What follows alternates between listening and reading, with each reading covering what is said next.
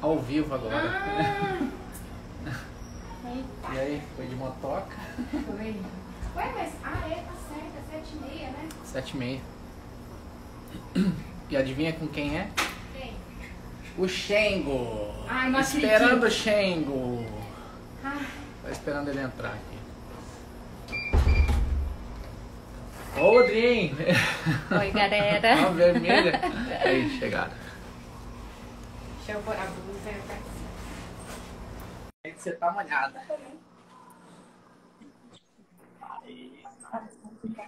Não, tá virado. Aí. Ué? Agora foi. Aí. Aí foi. Tá travando aí, hein? Dá uma boa noite pra ele. Tá travando? Ah, não, tá baixo. Tá travando aí, hein? Tá bem lento. Tá bom? Será que Agora? internet? Tá.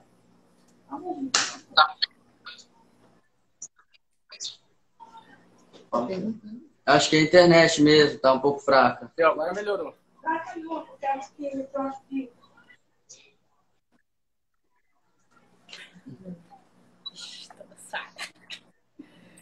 Oi. Não, mas tá na melhor internet. Cadê o Davi? Boa noite. Boa noite. Boa noite. Vamos começar então. Você abre, Vidal? Senhor nosso Deus, nós te agradecemos por mais esse dia de vida, Senhor. Agradecemos pela oportunidade de podermos estar aqui falando sobre a Bíblia, Senhor, passando o nosso conhecimento que nós estudamos para outras pessoas, Pai, e queremos pedir que o Senhor leve essa palavra para o coração de cada um e que o Senhor revele, Senhor, o que cada um precisa tirar desse versículo, que o Senhor nos dê sabedoria, que o Senhor nos ajude a seguir firmes no seu caminho, Pai. Oramos assim em nome de Jesus. Amém. Amém. Levítico 2.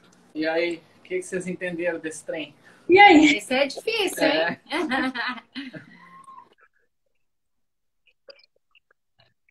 E realmente foi bem difícil, a gente não estava entendendo quase nada no início. Legal. Aí a gente sentou todo mundo para conversar também, entendeu? O ponto de vista de cada um, pra chegar a uma coisa que cada um, né? O que cada um entendeu. Tava achando que era manjar. Mãe, só fala de manjar, mãe. É. Bom, aqui, assim, eu entendi que também fala bastante sobre submissão. A questão de as pessoas ofertarem algo que também todos tinham para poder ofertar a Deus, mostrando que são submissos e tem alguém superior a eles lá em cima. Era uma maneira também deles mostrar que estão aqui para servir, que é servir a Deus, que esse é o sentido da vida. Porque, como também tem aquela passagem que diz, né? Se não nasceu para servir, não serve para viver. Então, o que eu entendi foi isso. Fala bastante sobre submissão, servir a Deus acima de tudo, da melhor maneira possível. Bom, o que eu entendi foi isso. É um livro. Eu não vou aparecer, não, tá? Vocês só vão me ouvir, tá? Porque eu tô bem acabadinha hoje. Ó, para, você é gata, para! Aqui. Não, eu tô bem, acabei de levar o neném lá embaixo e subi correndo. Aí, assim, é um livro muito difícil, assim. Nós fomos pegos de surpresa, Assim, Diego, hoje. Aí, eu tava falando com eles, assim, que o que eu entendi, assim, nessa passagem, eu tive que ler, reler, né? Sobre uma dependência que aquele povo tinha no tempo dele, né? Com Deus, né? Eles ofertavam como agradecimento que algo que tinha acontecido na vida deles, que Deus tinha feito para eles, entendeu? Então, assim, eles eram dependentes. Não estou dizendo que hoje ninguém é, mas poucos são, né? E eu falei, para mim só fala sobre isso, sobre a dependência, que nós temos que ser dependente do Senhor, né? E agradecer. Esse era o meio deles agradecerem a Deus, né? E o que me chama também muita atenção, quando ele fala muito da farinha, do azeite. Por que a farinha? Né? Farinha é uma coisa simples, uma coisa que todo mundo tem. Eu comecei a colocar na minha cabeça desse jeito. Por que não pedir um boi? Pedir uma farinha? Não é? Farinha é uma coisa que na casa de todo mundo tem, de pobre, de rico, de tudo. Então, para mostrar que todos nós somos dependentes do Senhor e que todos nós estamos aqui para fazer algo para Ele. Não importa se você é rico, se você é pobre.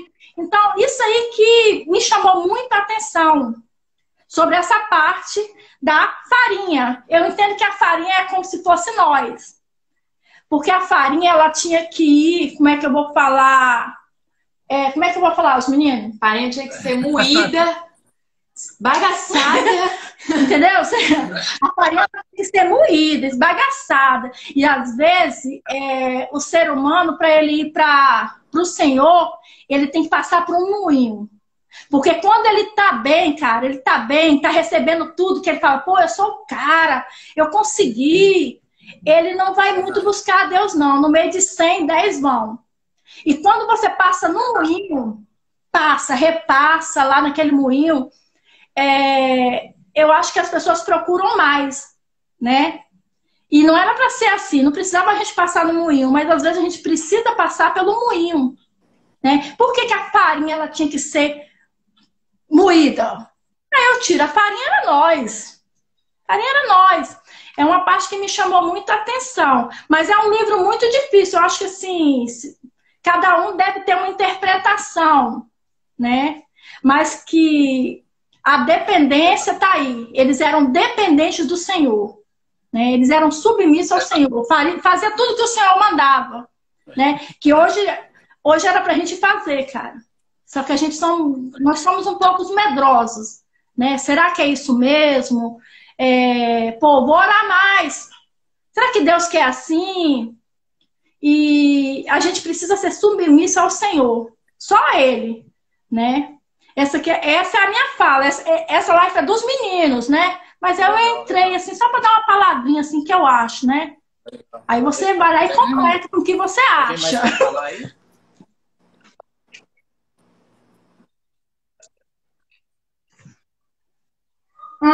Querem falar? Tá todo mundo comendo, gente, hoje. Ó, a Natália tá assim. Tem outra parte, fala aí, Natália.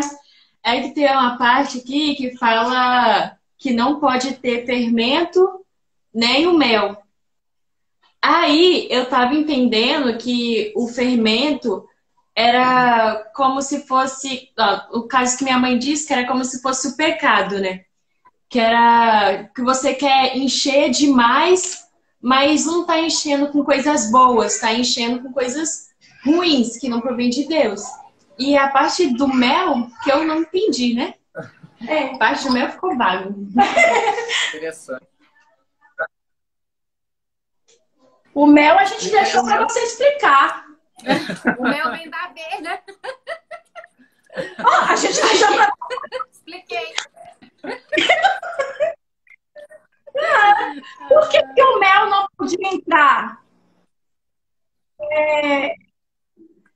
Eu não sei, era como se fosse uma lei do homem, como se fosse alguma coisa que o homem ia colocar, impor. Porque mel, se ele for verde, ele é mel. Se ele for amarelo, ele é mel. Se ele for laranja, ele é mel. Sempre ele vai ser mel. Por que o mel eu não sei entra? Também, mas poderia ser porque ele iria alterar o sabor que Deus gostaria.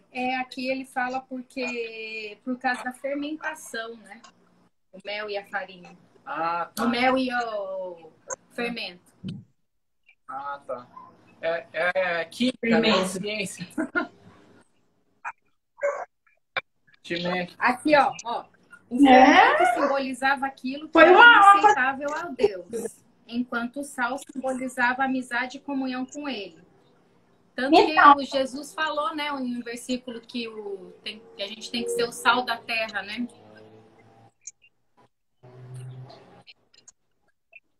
Aham. Então, o fermento é aquilo que a gente acha. O fermento é como se fosse algo ruim, o pecado. Aí fala aqui também que não pode colocar o fermento, mas todos deverão ter o sal, que foi o que você falou, que o sal é... Amizade e comunhão Como é com que é? Deus. Sal da vida. É, da vida. Da amizade e comunhão com Deus. É. Sim, aí aqui fala que todos têm que ter o sal. Tem uma frase que eu ouvi hoje, que eu achei ela assim, muito interessante. É onde que fala assim, a vida tem valor quando ela é esmagada, quando ela é moída, ela cumpre o seu papel. Os problemas da vida não são exatamente assim... como é que eu vou falar? Os problemas são para mostrar o nosso tamanho, entendeu? O tamanho da nossa fé. É uma frase que ficou na minha cabeça, que eu ouvi e não saiu da minha cabeça. Que a vida da gente só tem valor quando ela é esmagada. Quando você passa por prova, aí você valoriza mais. O que é a conversão, né? Você precisa morrer para nascer em um outro formato, né? Mas para morrer, você precisa morrer. Ninguém morre só uma parte, né? Não vai morrer só o braço, você tem que morrer por inteiro. E aí sim, você renasce e aí você tem esse relacionamento, né, com Deus através de Jesus. Mas é isso aí. Bom, eu lendo esse capítulo aqui, ele traz uma parte, que é essa parte aí que ele fala, né, de junta farinha, faz não sei o que, faz tal coisa. E essa parte eu entendi mais como uma parte científica, né? Que Deus está mostrando nesse caminho. A segunda parte, que é a continuação disso, eu entendo que é a capacidade, né? Que aí depois sim, que é a capacidade de que forma? Você vai numa escola lá, numa faculdade para ser, sei lá, estudar gastronomia. Você vai aprender a fazer comida, como mexer com os alimentos, que porção de sal, de água, uma série de coisas. Mas o que essa faculdade não vai te ensinar, que vai além da ciência, é a capacitação que está na continuação desse capítulo, né? O respeito, a organização, o compromisso. E aqui Deus está acrescentando essas coisas. Então eu vejo uma primeira parte como ciência desse capítulo e a segunda parte uma capacidade de Deus. E aí eu fui procurar, né, pesquisar como assim alguma coisa que eu encontrasse que tivesse a palavra... ciência e a outra parte capacidade. Só que na Bíblia eu não consigo encontrar. E aí fora dela, olha que interessante.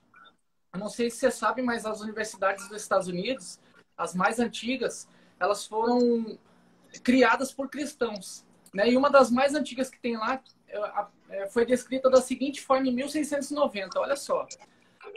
Qual que era o objetivo da faculdade? Que os jovens sejam instruídos nas ciências e que, através das bênçãos do Todo-Poderoso, sejam capacitados para o serviço público, tanto na igreja quanto no Estado. A faculdade de Yale. E aí, o que chama mais atenção nessa faculdade é que ela é a que mais formou presidentes americanos, a que mais formou presidentes dos Estados Unidos. Olha que doideira, né? Eles começaram, junto esses dois termos que eu vi lá, de ciência e de capacidade, e aí foi o que mais formou presidentes dos Estados Unidos. E aí, falando sobre presidente, sobre votação, né? Ontem a gente teve a votação, né? E eu e a Dani, a gente refletiu um pouco sobre isso e tal. E uma das coisas que a gente pondera hoje em dia é o seguinte, né? Que a gente escutou de outra pessoa, não lembro quem, mas que a gente internalizou. Na dúvida entre um candidato e outro, a gente está votando em um candidato cristão, porque pelo menos ele sabe que ele está errando. Não quer dizer que ele não vai errar, mas ele tem consciência que ele está errando. Então, na dúvida, a gente está fazendo isso. E aí, para prefeito, tudo bem, tem poucas opções. Agora, para vereador, tem opção aos montes, né? Tem muita opção para vereador. E a gente falou assim, em quem que a gente vai votar para vereador aqui? Para prefeito é fácil. Você entra ali no site, vê o plano de governo, vê se você concorda com aquilo ou não, se é a mesma linha que você acredita que pode ser um bom governo, e decide. Agora, governador não, são dezenas de governadores, né? Dezenas, são muitas pessoas. E aí eu falei para ela assim, bom, eu vou votar numa pessoa que eu conheci na igreja, lá na missão, que eu conheço desde que eu cheguei no Espírito Santo, porque é o mais próximo que eu entendo assim, na dúvida, eu vou por ele. Mas aí olha que coisa. No caminho para lá, para fazer para ir para votação, na última rua, né, amor? A gente caminhando para dobrar a esquina para entrar na escola para votar, a Dani viu um cartão de uma pessoa que a gente conheceu também aqui no Espírito Santo, no início que a gente chegou aqui. E essa pessoa não estava em época eleitoral, ele era vereador na época, não estava em época eleitoral, né? Ele não tinha interesse nisso e ele nos atendeu. A gente precisou colocar lá os negócios de suco de laranja do quiosque. Ele foi comigo na prefeitura, me botou no carro dele, foi para lá, foi para cá, me levou até que ele conseguiu, brigou com o pessoal lá, porque tinha já, né, um monte de gente, um monte de regrinha. E aí ele brigou, falou assim, não pode ser assim, gente, eu vou chamar a televisão aqui, que regra é essa que inventaram?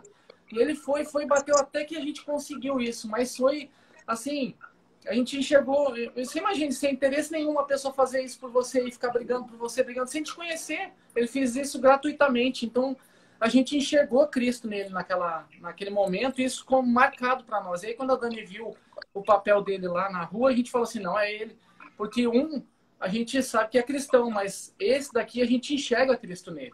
A gente foi lá e votou nele. A gente foi e votou. E aí, falando um pouquinho sobre votação, sobre presidente e tal, em Mateus 10:18 diz o seguinte, Jesus diz o seguinte, por minha causa, ou seja, através de mim, vocês serão levados à presença de governadores e reis, como testemunha a eles. Como testemunha. E aí isso ficou martelando, né? Testemunha. A primeira coisa que a gente vem na cabeça quando fala assim, ele vai dar um testemunho. É o que vem na cabeça de vocês? Quando fala assim, essa pessoa vai dar um testemunho.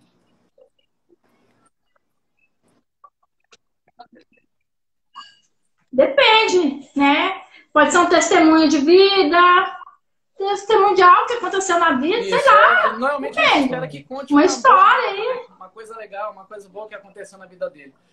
Mas assim, esse é o conceito de hoje. O conceito inicial de testemunho, e que é o que a gente não pode deixar de se perder, e que é o que eu acredito, né, estudando isso, que é o que eu realmente acredito, é o seguinte: se a gente vive o Novo Testamento, enfim, o Novo ou o Velho, independente da sua época, porque esse conceito ele começou no Velho, né, e ele se perdeu nos dias de hoje, esse conceito. Mas se é um testamento, independente se é velho ou se não, se é um testamento, você automaticamente é uma testemunha, né? Mas o que seria essa testemunha? Testemunha nesse sentido não é contar uma história, não começou com esse sentido. Testemunho era viver, como que você vive com a palavra. É dar o testemunho da sua vida na palavra, na prática. E isso eu acredito hoje fielmente que seja assim, né? Para dar um testemunho, você precisa viver isso. Porque falar por falar sem viver isso, esse testemunho não tem validade. Ou tem? Eu acho que não.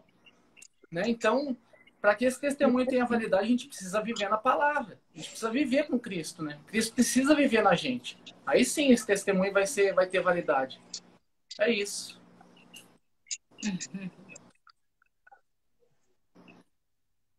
E que eu estava aqui falando, até anotei, né? Que a nossa vida seja uma oferta para o Senhor, né?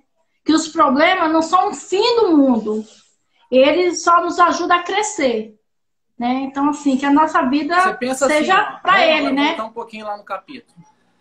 Ele criou um monte de regra. Agora você faz isso com isso, agora você faz para não sei o que, agora você passa para Arão, não, agora você passa para Moisés, agora você passa para os filhos do Arão, eles vão preparar desse jeito. O que isso importaria para Deus se ele já era dono de tudo, de todo o cereal, da vida de todos eles, poderia fazer o que quisesse com qualquer pessoa ali, com o planeta?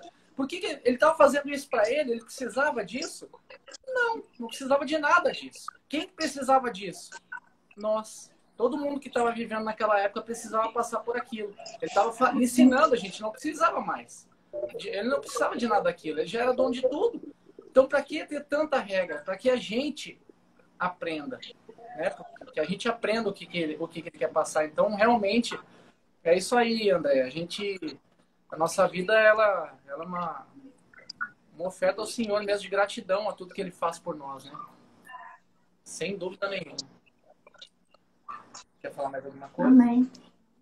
Querem complementar com mais alguma coisa aí, gente? A gente finaliza. Ô, Davi, você não estudou hoje, não?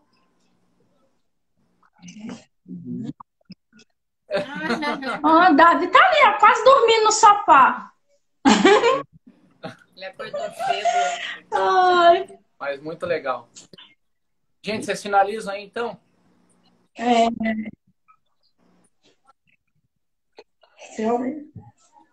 Eu faço a oração aqui. O Johan quer fazer.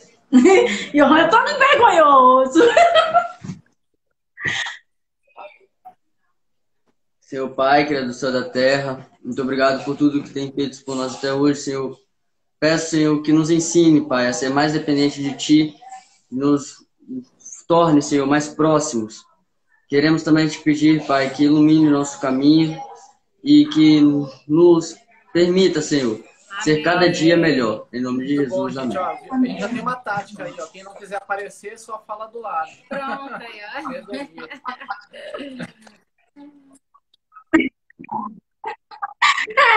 Porque eu aproveito que tem muita gente em volta do sofá e não tem como eu ficar na frente, entendeu? Então eu fico cá no cantinho. Aí tem que ser uma câmera panorâmica. Você, entendeu? Tanta gente.